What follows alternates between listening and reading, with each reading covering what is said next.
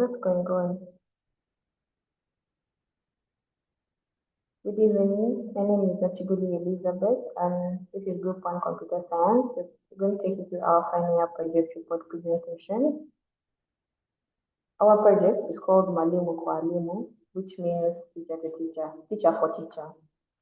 So, to give a brief overview of the project, our project is Mwalimu kwa Walimu is an AI-powered platform that is designed to help teachers in Uganda to collaborate, access professional support, and effectively implement the competency-based curriculum, which is commonly known as the CBC. So, to understand why this project is important, it is necessary for us to look at the current educational landscape.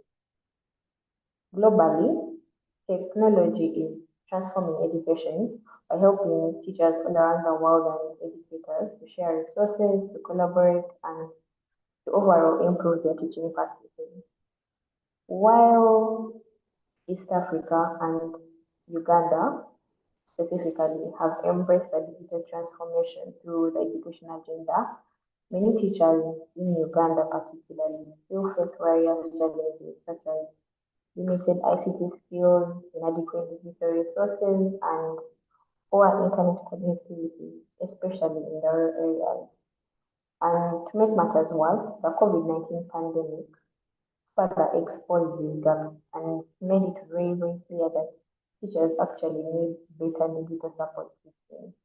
This motivated my group and I to explore the existing research and identify any possible solutions. So for the literature review, basically, our review shows that the competency-based curriculum emphasizes practical skills, critical thinking, and learner-centered teaching. We also found that existing AI tools such as ChatGPT can assist lesson planning and reduce teacher workload. Yes, however, most of these tools are not tailored to Uganda's curriculum and Uganda's educational context. And furthermore, this study also revealed that majority of the teachers have not received sufficient curriculum training, training on the CBC curriculum, and this has created difficulties in implementing this curriculum in the country.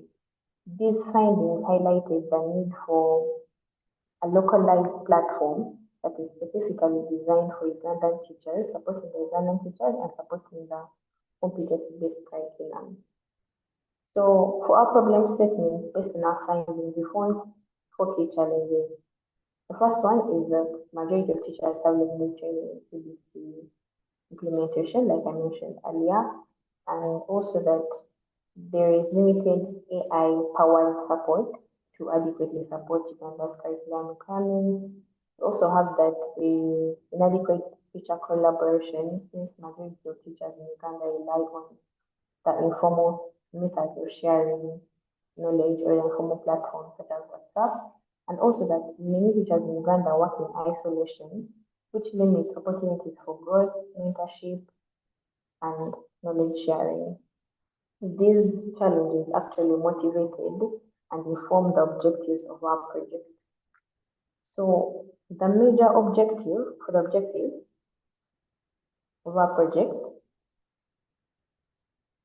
the major objective of this project was to develop and evaluate an AI-enhanced platform that supports teachers through collaboration, professional development, and basically intelligent teaching assistance. To achieve this, we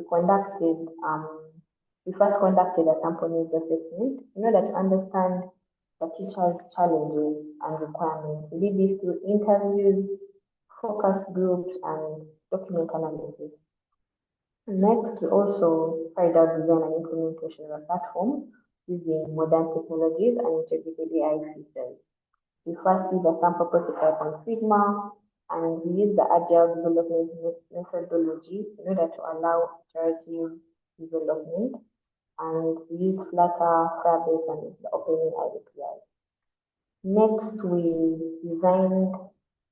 evaluated the platform after design and implementing it. Of course, we evaluated the platform in order to determine its usability, its effectiveness, and its impact on teacher collaboration. And we did some usability testing and also carried out various techniques of testing in order to understand how really effective is this platform and we literally make it easier for teachers.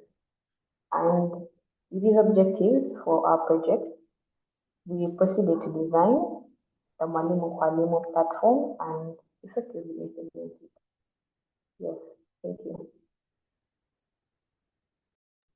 Hello everyone, my name is Okwa James and I'm here to pass you through our methodology after having understood the background, the literature review, and the problem statements that are there. These are a few of our main features that we have. That is authentication and the user management. Authentication is who should access this app, which are the teachers, of course, and then the user management is the role-based. That is users, which are the teachers, and then the admins who are actually controlling the system, and plus a few of other role-based assessments. And then there's resource management. Now, this resource management is to deal with where we are going to store the data that is actually being uploaded and how is it going to be retrieved by the teachers who actually want to download it to use for their for this competence-based curriculum. And then the discussion forums are more of where teachers post, and then the discussion take place where the agreement and disagreement based on a given topic and how to improve their basic teaching format. And then the real-time chat is actually a chat system that is going to allow teachers to interact and discuss among themselves, more like WhatsApp, but it is within the platform already. And this is going only to allow teachers to chat with teachers. We are sure that there is no a person who is an outsider actually accessing the system. And we have the AI-powered tools like the hosted AI that we actually hosted, and it is the one that is going to help us here. It is going to help these teachers understand. It's going to help them also answer a few of the discussions, and it's going to help them in lesson planning and other things. So these are among of the technology that we have used. That is the Flutter, and it is a cross-platform. And then the Firebase, it is the back end. Flutter is for the front end for both the dashboard and the mobile app, and then the Firebase is for the back end for authentication, and then the storage is going to be used. We are going to use the Supabase, and then the OpenAI we have already talked, and GitHub for our source control.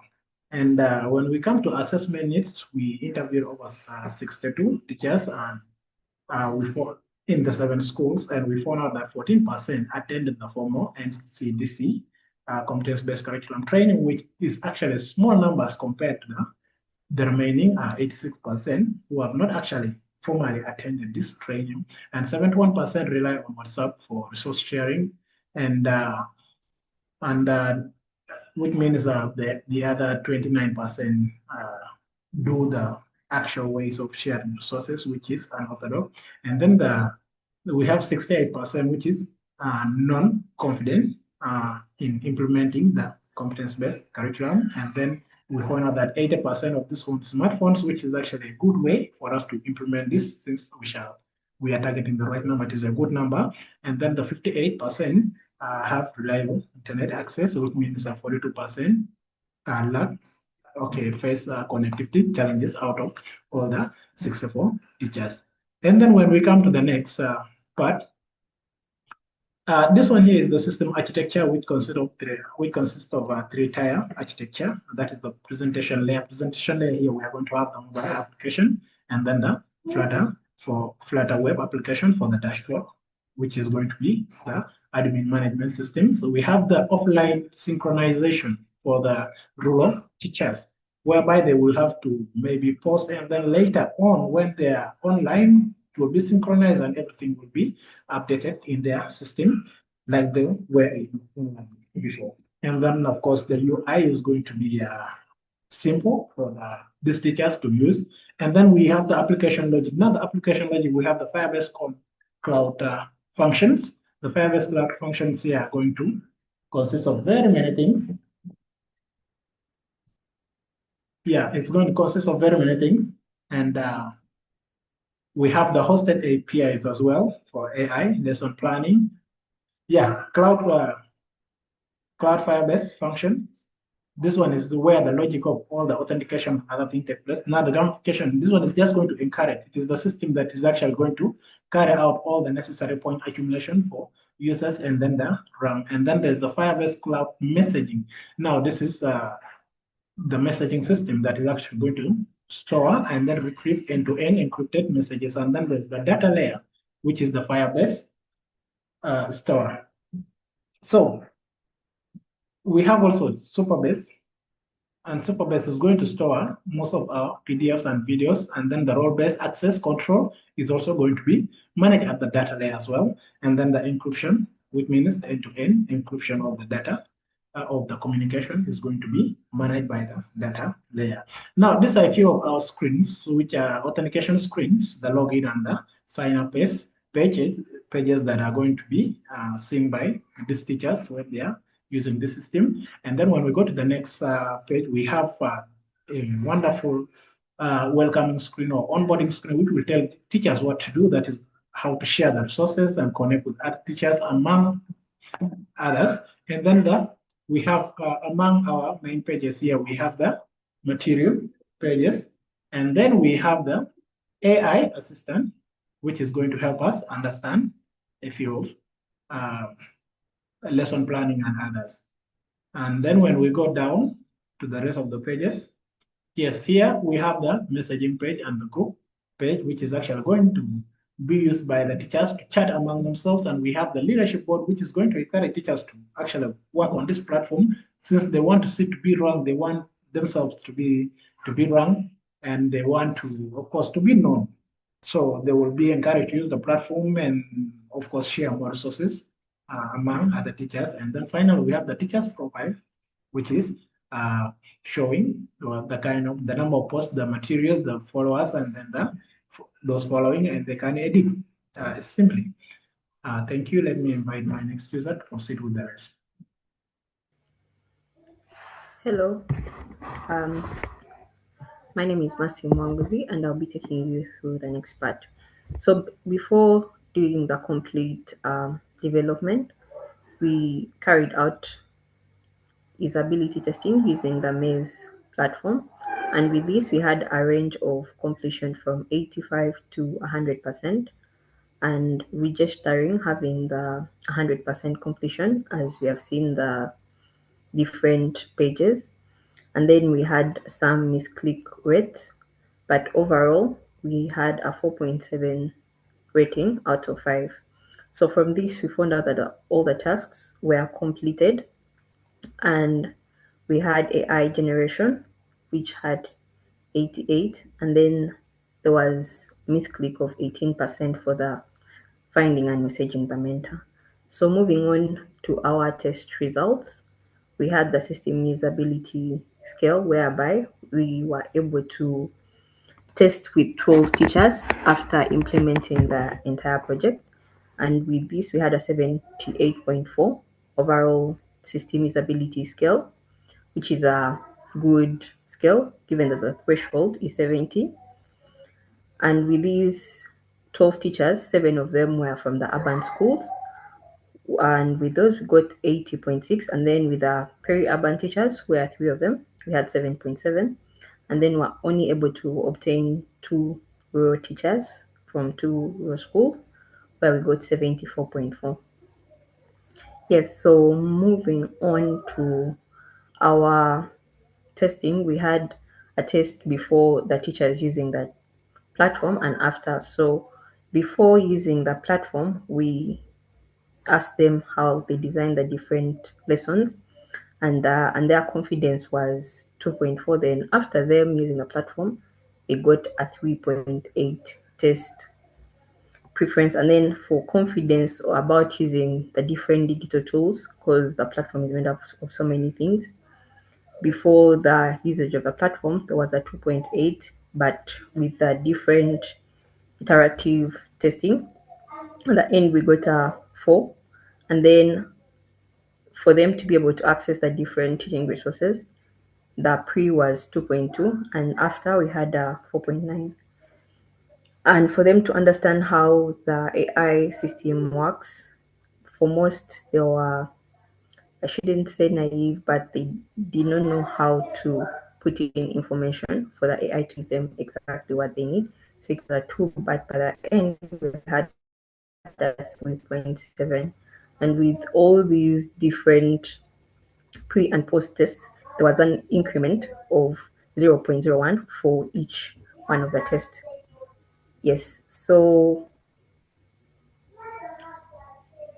for the next, while implementing the system, we looked at the security section because it's very crucial. As this as discussed before, we were talking about the encryption. So we looked at the privacy that we are going to work with and ensured that while collecting the data, we make it anonymous, where we are only collecting the name of the school, the subject, and the registration number of the teacher. And then we ensured that this information was not being paid for, and we ensured that all the resources that we are storing on the platform are encrypted, and that testing that teachers did not give in their credentials.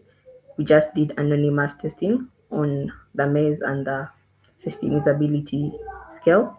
And also, after implementing the system, we gave rights that the teachers can be able to delete their account or delete any data that they don't want to be disclosed. But for one to be able to use this system, they're going to require minimum requirements of, for the hardware, it's going to be mainly used for the Android. Then it requires it requires 2 GB RAM and 200 MB storage, and it was developed using Flutter SDK. And for the software, for us to be able to develop it, we needed Firebase, and also one is able to log in using Google sign in. And then for the AI, we use the hosted API, and also for one to be able to fully work with it, you need internet connectivity of 2G minimum. So I'll let my next colleague take you on.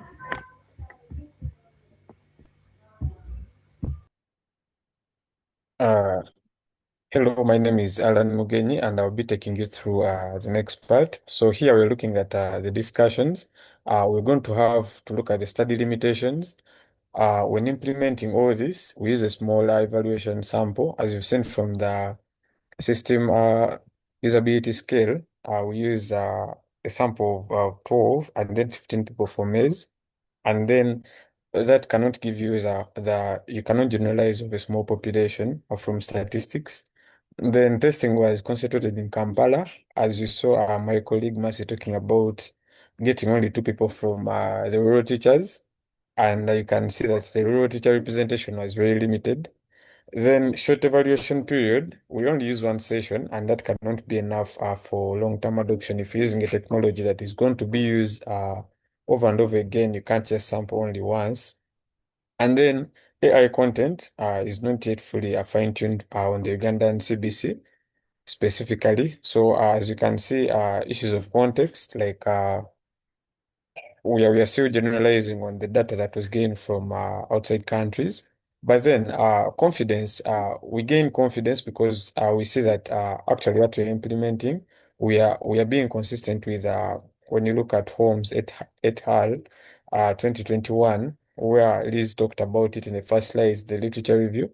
You can see that AI tools reduced the teacher workload when combined with kind of human supervision. And then also in the literature review, she talked about our teachers relying on WhatsApp. So you can see when you're comparing to existing literature, we see that the source of 78.4 exceeds the 70 uh, threshold established as acceptable.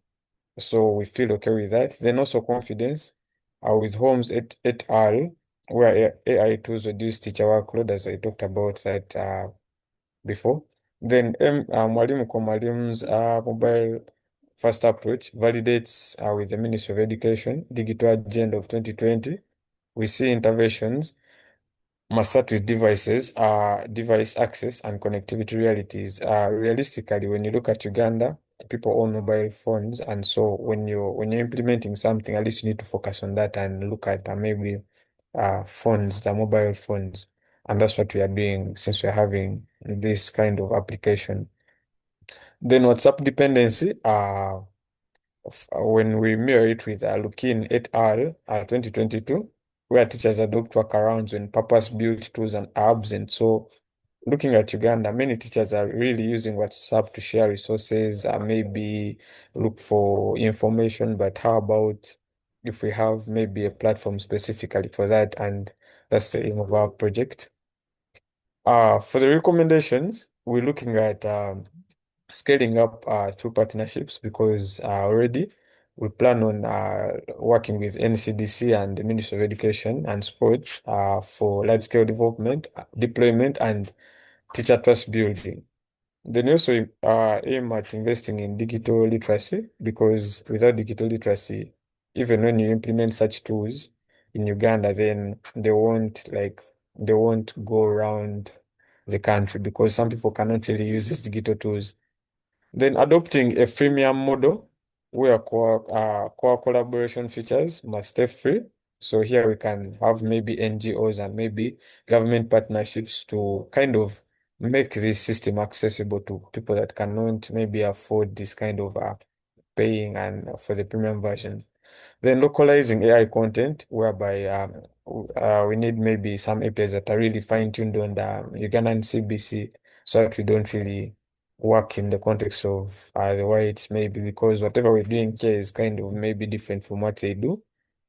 Then we want to expand this to also schools below the primary schools because we look at new curriculum being consistent in the secondary schools and higher levels of education, tertiary institutions. So we look at maybe having MKW for even teachers below.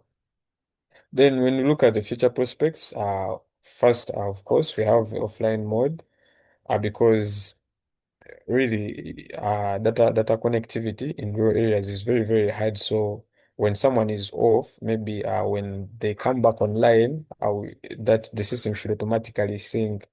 And then multilingual AI, whereby Luganda and other Ugandan languages are to be integrated into the AI assistant because some teachers really, okay, English is what you have to use, but then some teachers really find it a problem and they may find it easier to interact with the AI to really understand something. If you want to understand something and explain it to someone, you need to really understand it in your language. Then resource marketplace, whereby verified teachers earn income from premium content, as you see some sites as TikTok and among others. And then we look at in the phase three, we have Ministry of Education and NCDC integration because if you have the direct integration for teacher verification, so that teachers are automatically verified when NCDC, if someone is verified under NCDC, then under our platform automatically will be verified. So that collaboration. Then the primary school version, as I talked about it earlier on. Then the advanced AI analytics because AI can do lots of things, and then we aim at maybe using it in the future to kind of analyze, uh, to impact dashboards, recommendations, predictive recommendations, and then among others. So in conclusion, you see Mwalimu kwa Walimu has been created from a real crisis, where 89% of Ugandan teachers have never attended a single CBC workshop. That is, we are referencing from UNEB, was it UNEB 2021 as my colleague talked about it, the literature review. And then we see 71% we're making do with WhatsApp groups to survive professionally. And that's not really a good thing because we saw in some study whereby people automatically adopt if there's no specific kind of site to help them. So we set out to change that. And whatever we've built is not just an app, it's a structured professional home for teachers with AI tools built around their reality, their devices, their curriculum, their connectivity constraints. That is it from us. Thank you so much for listening.